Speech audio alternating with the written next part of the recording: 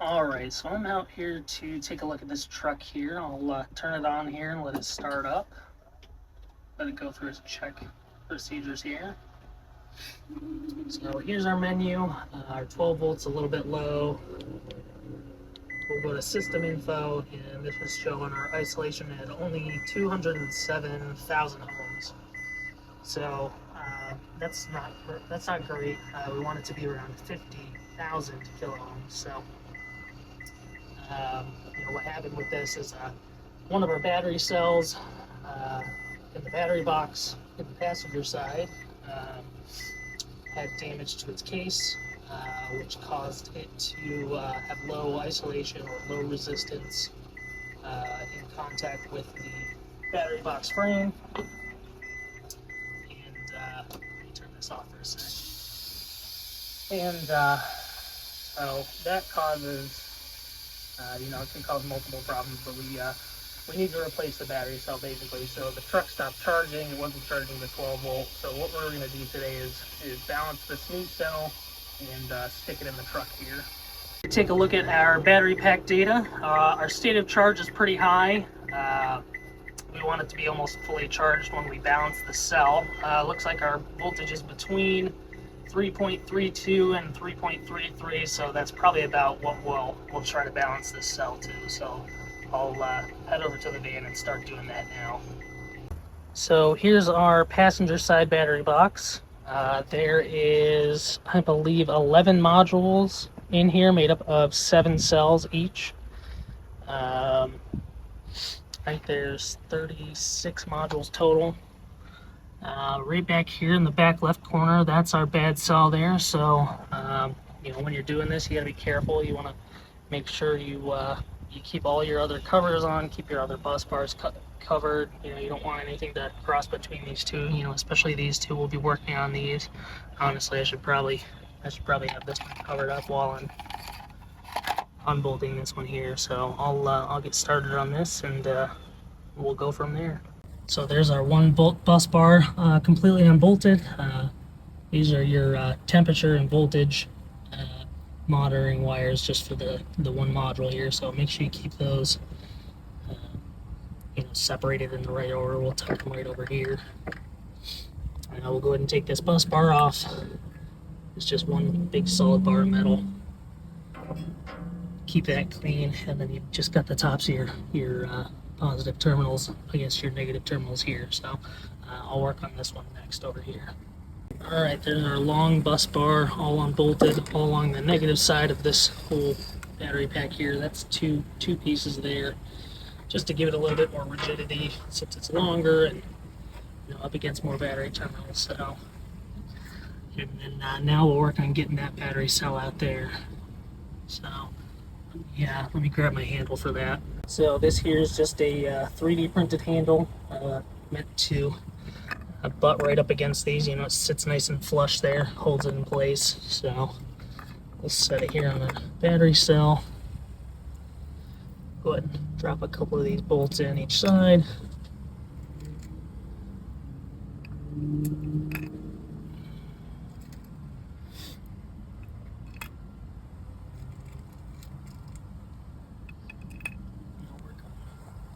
Open those up real quick. Alright, so now we've got our handle bolted up here. I've loosened the through put rods here. There's basically a plate in between here on each side that gets pressed using those all threads, and basically just smushes the batteries together, keeps them from changing size, shifting, or swelling. So now we should just be able to grab this and wiggle it on out. And well, that right there is in the way. I did this before without the handle on. I guess I'll be doing that again. Give me one sec. Alright, so we've got our handle off of there. I should be able to get this out by hand. Maybe not with just one hand, but let me see if I can set this phone here while I pull it out. It's pretty loose in here, so pull it out here, and So there's our battery cell. I had pulled it out already last week and then put some tape around it and set it in there just to see if that would help the isolation any. They've got it sitting in this like dielectric goo here down at the bottom. Keep it isolated a little bit.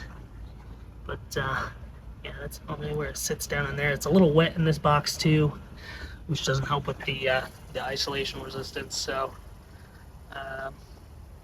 let's get this over to the truck and we'll start balancing our other cell.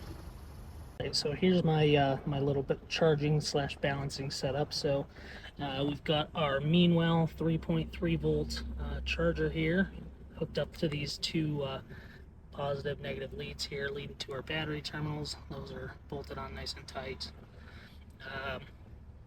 And then over here we've got a meter monitoring our voltage output. Right now it's not on, so that's the voltage of our battery. And then over here we've got this set up with a amp clamp monitoring our current draw. You want to watch your current draw closely, because if it's pulling too much through these wires, you're going to want to add a whole nother wire and terminal up top here just to make sure it's not getting too hot and charging properly. So let me, I've got a little inverter here hooked up to the van, so let me switch that on. The light's on here, which means it's charging, and it just started up there, so looks like it's outputting 3.357 volts, and what we want is about a max of 3.33. So I'll go ahead and turn our screw here counterclockwise so we're sit where I want it to. It's very touchy. You just gotta move it and let it sit. Move it, let it sit. 3.35. See, it's very touchy. I'm gonna see if I can mess around with it a bit here and get it to sit where I want. I'll be right back. Alright, so I've got it dialed in where I want it here.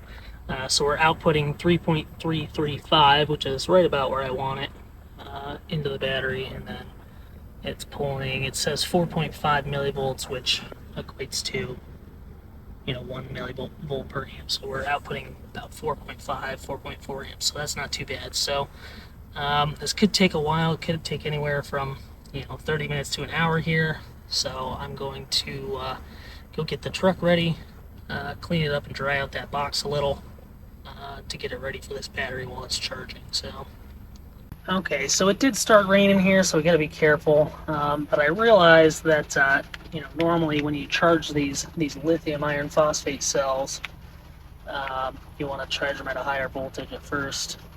So each individual cell is typically charged at about 3.6 volts per cell, and then that's added up, depending on what type of battery pack they're in. So I've turned up to about 3.61 for this initial charge, and we're now pulling around 25 or 21.5 amps, it looks like. So I'll keep an eye on that, make sure nothing's getting too warm here.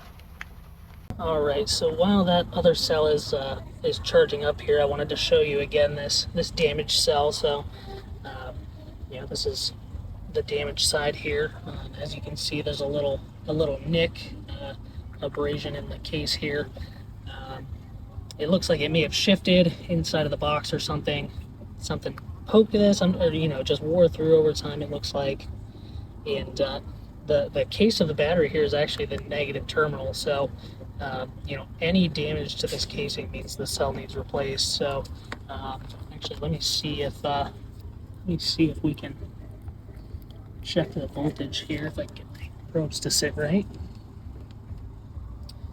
See if I can check the voltage through this pinhole here. See, we got a slight voltage there. I mean, any voltage at all, it really is going to mean that our resistance between the two, between the positive terminal and this negative here, we're basically touching the negative terminal here in some way. So we can't have that. So one more quick tip here before we're done charging. It's been about a little over an hour here. As I lower this voltage on this potentiometer closer to where we really need to be, let's see, I want to be around 3.329 is what our module voltage is. And this is really touchy. 3.3, 3.4, come on, get back down there. Anyways, as we get closer down, you see our voltage drops here. You see if I can get it right to where we need it. Okay, so 3.328. Our amperage is dropping, going between 0 and 2. That means it's almost done charging. But if we let it sit here, it's not going to fully charge up. So I'm going to ramp it up just a bit here and let it sit for a few more minutes until it's done. Alright, so our battery's done charging here. Let me see if I can get my lead set up here. And we are sitting right about where we wanted it. It seemed it was a little lower before, but 3.318. That's a little high, but it'll balance out here after a bit. So let me take it over to the truck and we'll get it installed here real quick. Alright, so got pretty dark here, but as you can see back here, we've got our cell installed, our new one. And I went ahead and put the rest of these bus bars on, put the bolts in, tightened them down. You want to make sure they're pretty snug. So start from the middle of these bus bars, go out on each side, and then go back down the line and make sure again that they're nice and snug. You want to make sure those have good contact. So I'm going to go ahead and put the covers back on these. Make sure there's no more water in there like that. I'll have to dry that up, and I'll get it all wrapped up, and we'll turn the truck on and see if it's working right. So obviously I haven't put the truck completely back together. I've actually taken some of it apart here, as you can see. So I got that cell in, got everything cleaned up, turned the truck on, turns on just fine. Everything looks good except for the isolation resistance. So I came back down here, started taking stuff apart, and I've got my one lead on the battery box here, basically ground. I've got our multimeter set to put out 133 volts. And if I touch this side of the battery pack here, so that's, just under 400,000 kilo ohms. And remember, like I said before, we want to see 50,000 kilo ohms, so that'd be 50.0 here, mega ohms. So on this side we're seeing just over 500, and on this side, if I touch the battery that's still connected here, we're seeing just over 600. It's climbing a little bit, so we've obviously still have a problem here. I think it could be, maybe another damaged cell, but I doubt it. I think it's just that there's a bunch of water still sitting in the bottom of this box. See if I can show you here. I'll take my headlamp off and shine it in here a little bit better. So as you can see in there, it's pretty wet down in there, and still pretty wet down in here if I can get it to focus. There's actual moisture accumulated down in there, so I believe it's causing a low isolation down at the bottom of the cells there. So I think that's it for this video here. I'm going to wrap it up and sign out on this one, and then keep working on this truck. Maybe I'll take some more shots here, and I'll share with you what I find in the next video. So thanks for watching, and check back for more.